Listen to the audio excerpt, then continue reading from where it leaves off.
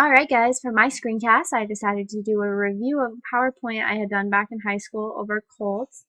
As you can see from my very first page, my background is very distracting. It doesn't necessarily add anything to my PowerPoint. Although the blue does stand out very well against the white, there's a lot of contrast there. It doesn't add anything to my PowerPoint. When I get to my very first slide, it's really easy to see I right off the bat broke the death by PowerPoint rule of making it very, very text heavy. It's very distracting for the reader to try and read all of that. And I think it would have better served me to just have the 2 bullet points of religious cults and then cause cults. Again, this slide doesn't necessarily have any too important text that I couldn't just tell you.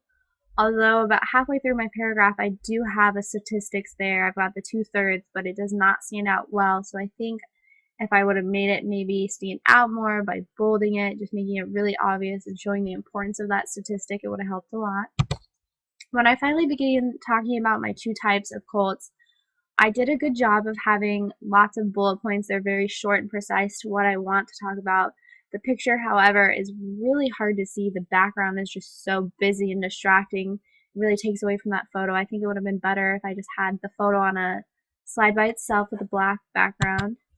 Again, the photo is not really done well. The background is still distracting on this slide. And then we kind of get into the sense of text overdose, or bullet point overdose.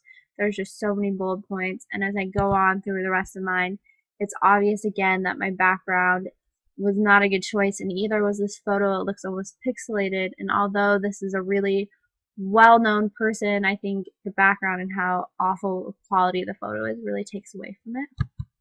And then again on my last slide, I didn't really follow any other rules.